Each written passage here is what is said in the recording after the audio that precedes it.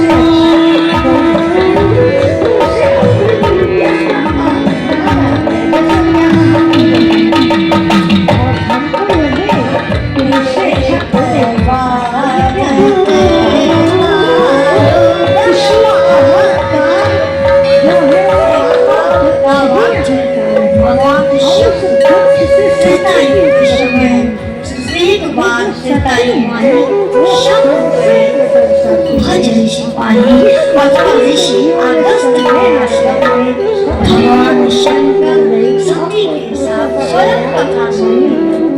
अब जब भगवान शंकर कथा सुनने जा सकते हैं तो आप सभी लोग इस माया में भूले हैं और क्यों नहीं कथा सुन सकते हैं? कथा सुनने से जगत का कल्याण होता है, आपका मंगल होता है। यदि एक वाणी, एक शब्द, एक अक्षर का प्रभाव आपके जीवन में आ गया तो निश्चय ही मंगल के जो द्वार है वो खुल जाएंगे। हमेशा भविष्य वर्तमान तीनों काल में आपका मंगल होगा। तो भगवान शंभु सती के साथ अपने पत्नी, लेकिन पुरुष स्त्री के बिना अधूरा है, इसीलिए स्त्री को अर्धांगिनी कहते हैं। तो भगवान शिव स्वयं सती के साथ कथा सुनने के लिए ऋषि अगस्त के आश्रम जाते हैं।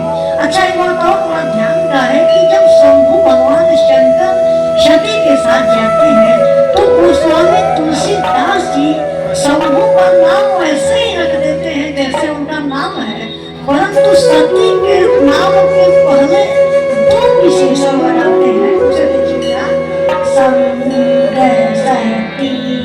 जगत जननी भवानी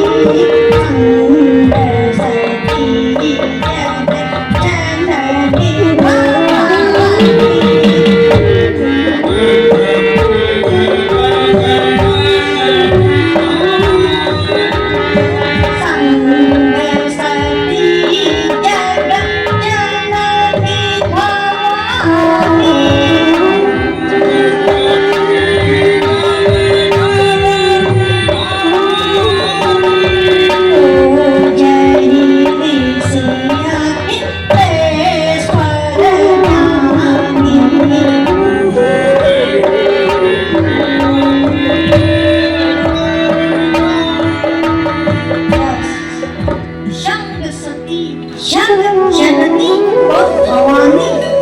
लेकिन आप सती के साथ जगत जननी और भवानी दो विशेषण है, जबकि शंकर के साथ कोई विशेषण नहीं।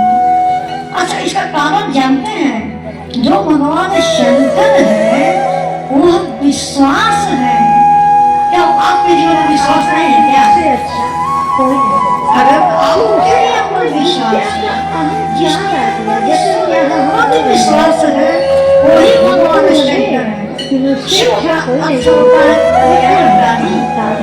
शिव का अर्थ नहीं है कि कैलाश पर्वत को था देवता होंगे, सब का माला वाला पहने होंगे, उससे शंकर ऐसा नहीं है। शंकर का अर्थ होता है कल्याण, जिसके अंदर जगत कल्याण की भावना है और भगवान की चरणों में विश्वास है।